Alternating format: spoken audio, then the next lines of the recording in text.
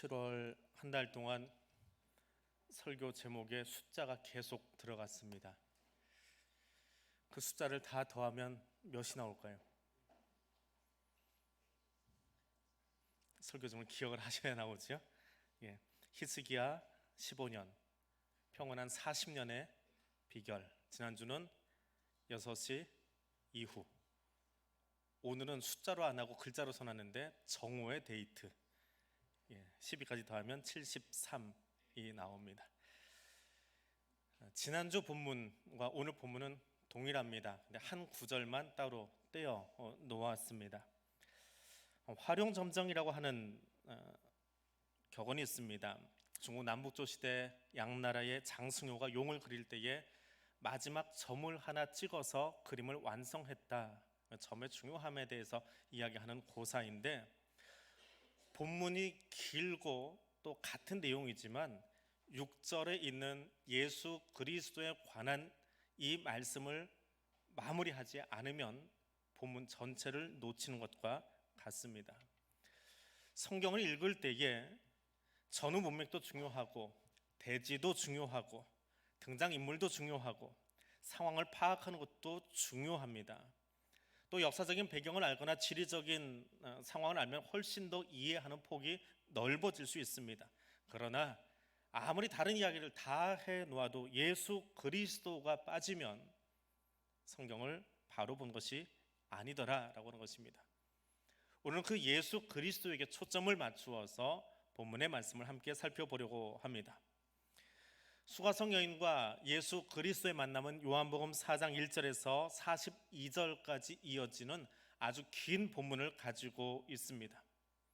이 본문에 대한 설명을 하려면 요한복음 전체를 놓고도 설명이 되지 않습니다. 아니, 성경 전체를 가지고 본문을 이해해야 본문에서 이 땅에 오신 예수 그리스도가 하신 사역을 온전하게 이해할 수 있습니다. 좀 더 짧게 이야기하면 본문 속에서 바리새인과의 정쟁을 피해서 유대로부터 갈릴리로 가시는 예수가 수가성에 들러서 여인을 만나는 모습이 등장합니다. 우물을 소재로 해서 이야기를 나누시면서 생수이신 자기 자신 예수 그리스도를 소개하는 장면이 나오지요. 그래서 예수가 유대만의 예수가 아니라 갈릴리의 예수가 아니라 온 열방을 향한 예수 그리스도임을 보여주는 것이 본문의 한 맥입니다. 전부는 아니고 그 중에 한 맥락입니다. 그런데 이런 상황 설명과 배경보다 더 중요한 것, 예수와 수가성 여인의 정오의 데이트, 그 만남입니다. 거기 또 야곱의 우물이 있더라. 예수께서 길 가시다가 피곤하여 우물 곁에 그대로 앉으시니 때가 이미 명령이 떨어졌습니다. 금년 한 해 동안 이 일 하면 돼요. 근데 뭘 망설이고 뭘 생각하고 있던 중에 사마리아 한 도시 근방에 들어오시는 장면입니다. 근데 요한은 이 이야기를 구술하면서 인성을 지니신 사람의 성품, 우리와 똑같은 성정을 가지신 예수 그리스도께서 피곤함을 느끼셨다라고 적고 있습니다. 사실 요한복음을 보면 요한복음은 예수의 신성에 관한 정의를 계속해서 내리고 있습니다. 그러니까 요한에게 아주 중요한 메시지입니다. 근데 그 메시지에도 예수님이 참 진짜 인간으로 오셨습니다 하는 그 메시지를 빠뜨릴 수가 없었더라라고 하는 겁니다. 수가에서 일어난 일을 알려주기 전에 배경으로 등장하는 이 명령이 떨어졌습니다. 금년 한 해 동안 이 예수님이 우리의 연약함을 아는 것에서 그치지 아니하고 그 연약함을 직접 온 몸으로 경험하셨다라고 하는 그것이 곧 나의 뜻대로 살아가는 중부 학생들이 있습니다. 1989년에 동유럽 공산주의가 붕괴를 했습니다. 2년 뒤에 구소련이 붕괴합니다. 그리고 2년 뒤에 북한의 흉작과 수해로 말미암아서 엄청난 기근이 몰려옵니다.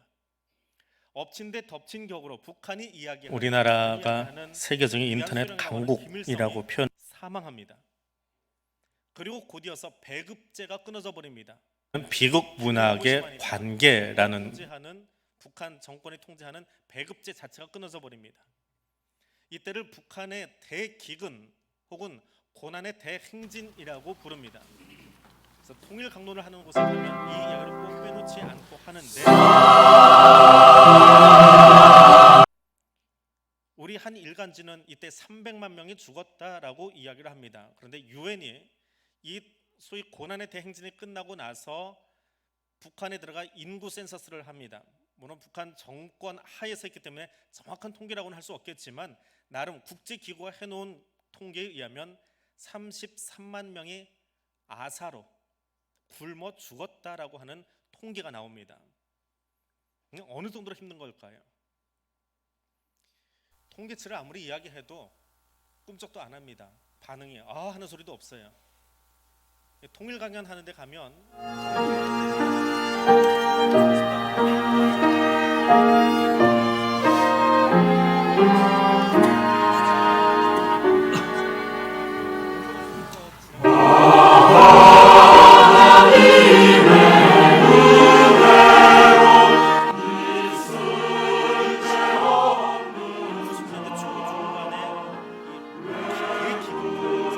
정말 살기 힘들어서 이 땅에서는 더 이상 못 살겠다. 그래서 언어가 다른 중국으로 탈출을 하고 도강을 하고 어렵게 남한으로 내려온 세터민들의 이야기를 들으면 달라집니다. 얼마나 힘들었는지 알거든요. 몸으로 겪었기 때문에 그렇지요. 예수님이 어떤 분이십니까? 히브리서 기자는 이렇게 적고 있습니다. 예수님은 연약한 우리의 사정을 몰라주시는 분이 아니라 우리와 마찬가지로 모든 일에 유혹을 받으신 분입니다. 유혹을 받았지만 거기에 넘어가지 않았다라고 하는 다음 구절이 나오죠. 그런데 예수의 인성이 어떤 것이냐? 우리와 똑같이 육신의 피곤함과 고단함과 아픔의 유혹을 받으셨다라고 하는 겁니다. 사도 요한은 42절까지 이어지는 생수이신 예수 그리스도라고 하는 신학적 정의에 앞서서 예수님께서 우리와 똑같은 연약한 체질을 경험하셨다. 머리로 아신 분이 아니라, 통계로 아신 것이 아니라 온 몸으로 목마름이 무엇인지를 직접 경험하셨다라고 적고 있습니다. 왜 이 말씀을 적어 놓았을까? 신학적인 사고를 하면 당시에 예수님이 육체라고 하는 껍데기만 입고 오셨다라고 하는 영지주의 이단이 활개를 칩니다. 그 이단들에게 예수님이 육체를 입고 오신 것이 아니라 진짜 인간으로 이 땅에 오셔서 우리와 똑같은 것을 경험하셨다라고 하는 것을 알려주기 위해서, 이것을 가르치기 위해서 예수님이 피곤하셨다라고 하는 이 단어를 적어 놓은 겁니다. 신학적인 사고가 아니라, 신학적인 교리가 아니라 우리의 연약함, 우리의 힘든 것, 우리의 수고로움이 무엇인지 예수님은 온 몸으로 경험하신 분이다라고 하는 거지요. 장례를 치를 때에, 아버님 장례를 치를 때 친구들이 와서 인사를 합니다. 인사를 하는데 문장은 다 똑같아요. 문장은 비슷합니다. 친구라고 해, 다 목사들이니까 교회에서 장례를 침례를 해보잖아요. 그러니까 이 문장이 있어요. 다 비슷한 문장들을 하고 앞을 지나가는데 아버님 혹은 어머님을 먼저 보낸 친구들이 지나갈 때 하는 멘트와 아직 경험하지 못하고 와서 지나가는 친구들의 멘트는 단어는 똑같은데 와 닿는 느낌이 달라요. 경험이라고 하는 것, 머리로 아는 것과 경험이라고 하는 것은 다릅니다. 예수의 목마름, 유다로부터 갈릴리로 가시는 동안 피곤하신 그 예수님, 팔레스타인의 무겁고 무덥고 건조한 기후 속에서 낙타를 타신 것도 아니고 택시 타신 것도 아니고 몇 날 며칠을 걸어서 그곳까지 오신 주님은 온 몸으로 목마름을 경험하셨어요. 뜨거운 우물가로 물을 깃기 위해서 자기 집에서 동네 곁에 있는 우물로 나온 그 여자의 모습보다 더 긴 목마름을 경험하고 거기 와 주셨습니다. 예수님은 수가성 여인의 목마름을 말하기 전에, 또 우리의 아픔을 말하기 전에, 우리의 아픔과 질고를 우리의 입술로, 우리의 기도로 하나님께 아뢰기 전에 먼저 경험하시고 우리를 찾아오십니다. 때로는 싸움에 지치고, 때로는 고되게 일하고, 때로는 고통받고 있는 그 피곤함, 그것이 여기 예수님이 피곤하다라고 하는 단어의 의미입니다. 주님은 우리가 일상에서 겪는 그 모든 아픔들, 온갖 전쟁들, 비단 총을 들고 싸우는 전쟁만이 아니라 우리의 삶에 일하는 모든 전쟁과 고단함과 수고로움을 다 경험하신 분이에요. 그리고 그 경험을 가지고, 그 피곤함을 가지고 우물로 찾아와 주셨습니다. 우리와 같은 성정을 가지고 우리의 마음을 그대로 경험하시면서 찾아오신 그 예수 그리스도를 만나는 귀한 아침이 될 수 있기를 원합니다. 예수님께서 우물가로 오셨습니다. 예수와 수가성 여인의 정오의 데이트 현장에는 예수님이 먼저 오셨습니다. 42절까지 이어지는 이 긴 본문의 해설 부분, 드라마가 시작하기 전에 앞에 해설 부분에 해당하는 것이 6절까지의 말씀입니다. 소위 나레이션 혹은 해설, 그렇게 볼 수 있겠지요. 그곳에는 이 이야기의 장소와 시간과 등장인물들이 차례로 들어오고 있습니다. 이 복음서 기자들은요, 아주 멋있는 스토리텔러예요. 이야기꾼들입니다. 설교자이면서 딱딱한 교리가 아니라 이야기를 전하고 있어요. 왜냐하면 그분의 스승이신 예수가 스토리텔러였거든요. 굉장한 이야기꾼이었습니다. 그 당시에 유대사에서 잘 알고 있던 비유나 혹은 속담이나 이야기들 다 끌어다가 같이 설명해 주시면서 하나님 나라를 전하셨는데, 그대로 배운 제자들도 똑같이 합니다. 요한도 마찬가지예요. 굉장히 이야기꾼이에요. 요한복음이 굉장히 어려운 책 같지만 천천히 읽어보면 그 이야기가 나옵니다. 근데 거기에 제일 앞부분, 이 본문이 어떤 내용이냐라고 하는 거지요. 그리고 그것에 사람이 등장을 하는데 예수님이 무대에 먼저 올라오십니다. 연극으로 치면 예수님 먼저 무대에 올라오시고, 그리고 이때가 6시인데 하고는 그 다음 인물이 등장하지요. 여자가 물동이를 이고 들어오는 장면 말입니다. 성경을 열어보십시오. 창세기부터 시작해서 요한계시록까지 갈대아 우르에 살고 있던 아브라함에게 하나님이 먼저 찾아오십니다. 하나님, 나 우상에 들어가서 살 수 없습니다. 나 좀 끄집어내 주세요라고 아브라함이 간청하지 않았습니다. 하나님 먼저 찾아오셔서 너는 내 본토 친척 아비 집을 떠나 내가 지시하는 땅으로 가라라고 말씀하셨습니다. 흉년이 든 땅에서 우리가 여기 계속 그래도 힘들지만 살 것인가, 아니면 잠시 이주할 것인가 고민하고 있던 이삭에게, 아직 기도도 시작하지 않은 이삭에게 먼저 찾아오셔서 말씀하신 분이 하나님이십니다. 가정을 이루고 다시 자기 고향으로 돌아와서 그 무서웠던 형과 화해를 하고 이제 우리 가족, 야곱의 가족 어디에 정착할 것인가, 어디에 우리 장막을 펼 것인가 고민하고 있을 때 하나님이 찾아오십니다. 그리고 먼저 말씀하시지요. 베델로 와라. 베델로 와서 거기 제단을 쌓고 나에게 예배드리며 나를 먼저 만나라. 그리고 내 가정의 이야기를 나누자. 하나님 먼저 찾아와 주셨습니다. 십자가 사건 앞에서 제자들이 두려워서 다 도망가 버립니다.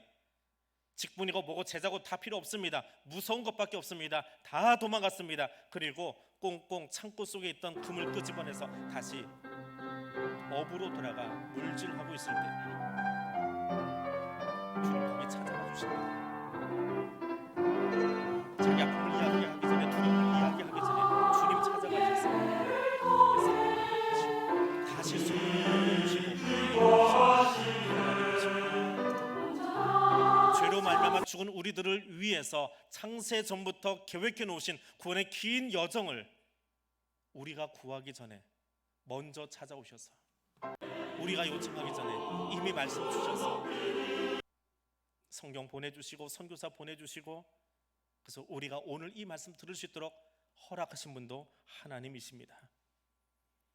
하나님 선지자를 통해서 우리에게 말씀하십니다. 너는 내게 부르짖으라 내가 내게 응답하겠고 내가 알지 못하는 크고 비밀한 일을 네게 보이리라.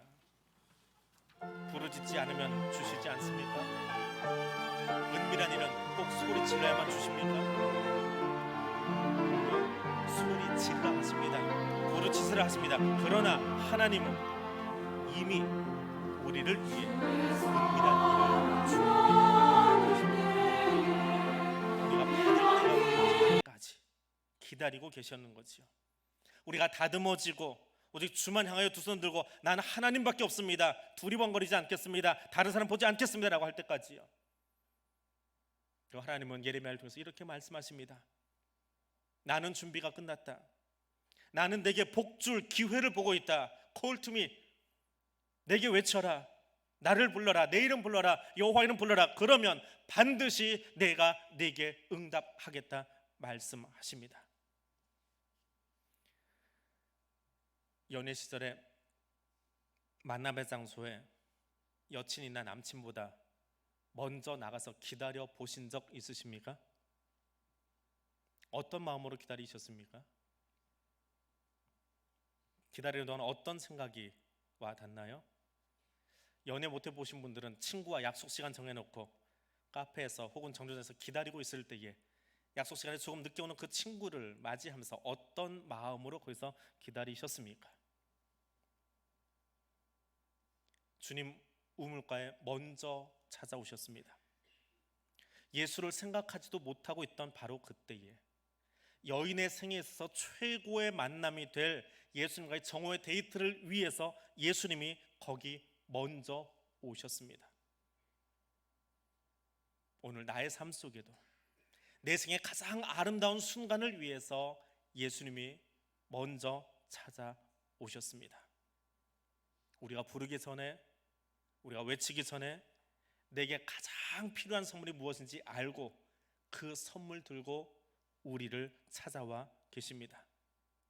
내게 생수를 주시려고, 생명수 주시려고, 영원한 생명 주시려고 내가 부르기도 전에 찾아오신 그 주님, 그 주님을 더 기다리게 하지 말고 그분과의 인격적인 만남을 경험하는 저와 여러분이 될 수 있기를 소원합니다. 그분은 경험하셨지요. 예수님은 조금 후에 그 상소를 우리가 구하기 전에 계셨습니다. 이미 준비해 놓은 요한을 통해서 알려주시는 예수님의 모습은 정오의 태양 아래 예수님이 우물가에 일정들 앉아 속에서 계셨다라고 아직 결단 하는 메시지입니다. 잠시 머물러서 물 한 바가지 마시고 길 가신 것 아닙니다.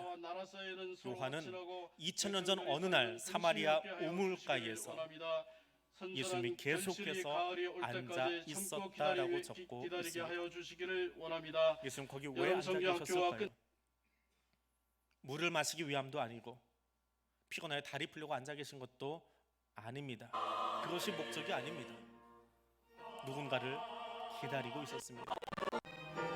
여인이 오기까지 기다리고 계셨습니다. 정오의 데이트를 위해서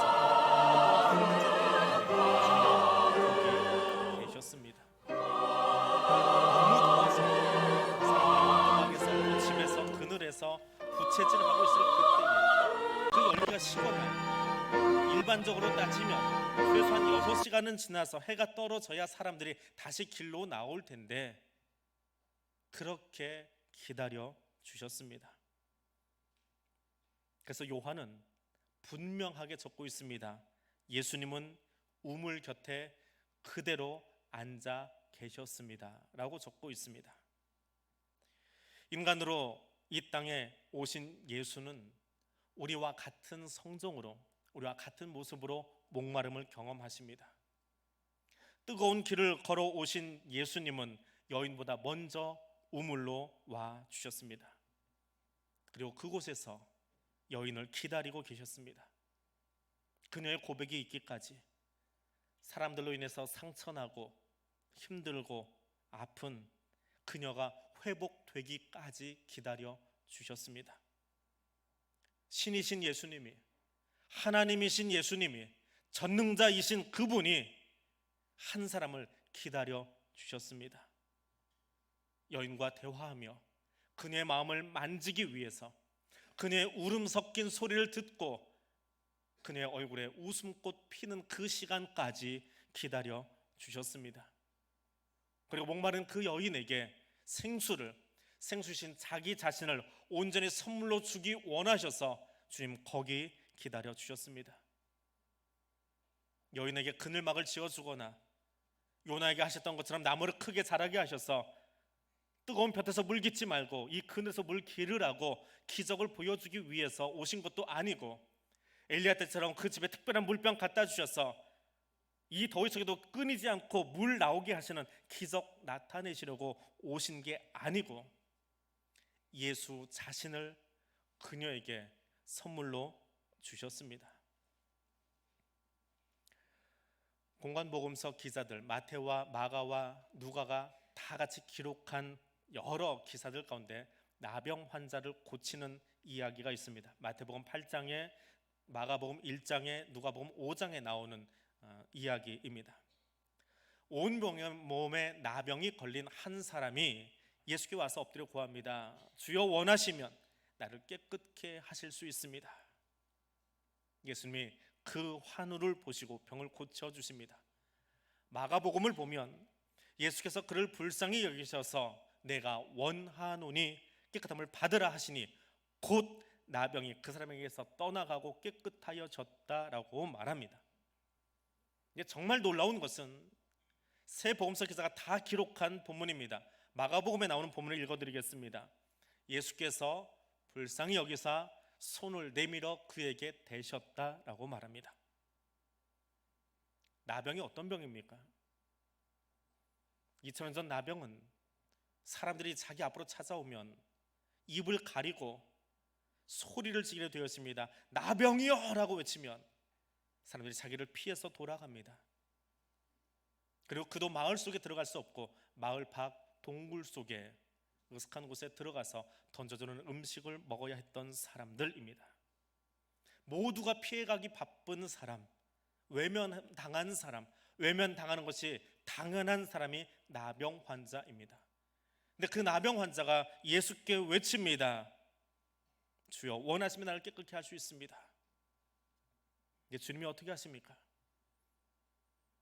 멀리서 그 사람을 향하여 병이 나으라고 명령하셔도 되고요, 멀리서 그를 향하여 기도해 주셔도 되고요, 너무 여러 명이면 손으로 가리키면서 너 병 나으라고 하셔도 되잖아요. 근데 세 복음서 기자가 똑같이 적었습니다. 예수님이 불쌍히 여기셔서 손을 대셨답니다. 어떤 일이 일어났습니까? 예수님 말씀하신 뒤에 병이 나왔어요. 손대서 병이 나온 게 아니에요. 성경 천천히 읽으세요. 그리고 그들의 마음을 느껴보세요. 나병이요 라고 하면 다 떠나갑니다. 다 외면합니다. 벌레 취급도 못하고 사람도 아닙니다. 그런데 나를 원하시면 깨끗게 할 수 있습니다라고 할 때에 주님 소리만 질러주시면 되잖아요. 자기처럼 소리만 지르시면 돼요. 병 나아라 하시면 돼요. 그런 능력이 있으신 분인데 그분이 오셔서 그에게 손을 대어주십니다. 그리고 말씀하십니다. 내가 깨끗하여져라. 그들이 곧 나았다. 이야기는 그렇게 천천히 진행돼요. 손을 대었을 때 어떤 일이 일어납니까? 불교 용어입니다. 찰나라는 말이 있습니다. 그건 불교 용어예요. 우리말로는 순식간에라고 그냥 바꾸면 돼요. 몸에 손을 대었더니 순식간에 그녀에게 일어난 사건은 그 마음의 치유가 일어납니다. 다 피해가는데, 다 벌레 취급하는데 예수 그분이 나병 환자인 문둥이인 나에게 손 대어 주셨어. 그만으로 그 마음이 치유가 돼요. 그리고 주님이 말씀하셨더니 이제는 그의 육체의 병이, 피부병이 낫습니다. 주님은 우리를 그렇게 만나 주기를 원하고 계십니다. 우리 육체만이 아니라, 우리의 삶만이 아니라 우리 영혼이, 우리 마음이 치유받기를 원하고 계십니다. 그래서 설교 제목을 정오의 데이트라고 잡았습니다. 만남하면 그것도 좋은 단어인데 왠지 좀 딱딱해 보여요. 형식적인 것 같고 행정적인 것 같고 외래어이지만 좀 더 부드럽고 로맨틱한 단어를 고르고 싶었습니다. 그래서 생각난 것이 정오의 데이트입니다. 뭔가 딱딱하고 형식적인 예수와 여인의 만남이 아니라 사랑하는 두 사람의 데이트 현장입니다. 인간이 되셔서 여인을 위해 길을 걸어오시고 먼저 찾아와서 그 데이트 시간을 기다려주신 분, 모두가 고개 돌리고 모두가 곁눈질을 하던 그 여인에게 진정한 사랑의 눈빛을 보내주시며 눈이 마주친 그 순간 여인은 이미 마음의 치유가 일어나기 시작했습니다. 여인과 예수님의 정오의 데이트는 이 놀라운 치유를 위한 시간이었습니다. 나의 우물로 찾아와서 기다리시는 예수님 만나시기를 바랍니다. 우물가에서 예수님 만난 기쁨 때문에 물동이 버려두고 달려가고 있는 그 여인의 뒷모습 구경만 하는 관객 되지 마시고 지금 여기 찾아오셔서 나와의 가장 멋진 데이트를 위해 선물 들고 와 계신 그 예수님 만날 수 있는 저와 여러분 될 수 있기를 원합니다. 주님, 여러분보다 먼저 이 자리에 와서 지금 여러분을 기다리고 계십니다. 그 주님을 만난 기쁨을 가지고 우리의 삶의 현장으로 여인처럼 기쁘게 달려갈 수 있는 행복한 그리스도인 되시기를 바랍니다. 기도하겠습니다. 사랑이신 하나님, 나를 만나시려고 창세전부터 놀라운 예정과 계획 속에 나의 삶의 자리로 찾아와 만남을 기다리고 계시는 하나님, 내 일상이 바빠서 내가 잘 이해되지 않아서 내 힘으로 해보려고 주님께 가까이 나아가지 못했습니다. 수가성 우물가에서 기다리시던 예수를 만난 여인의 이야기를 들려주신 하나님, 오늘 나에게도 찾아와 계신 전능하신 하나님, 오늘 나와 가장 멋진 데이트를 신청하고 계시는 주님, 내 모습 이대로 하나님께 나아갑니다. 예수님과 더불어 가장 행복한 만남의 시간을 갖기를 원합니다. 성령 하나님, 이 만남을 이끌어 주시옵소서. 예수님 이름으로 기도드립니다. 아멘.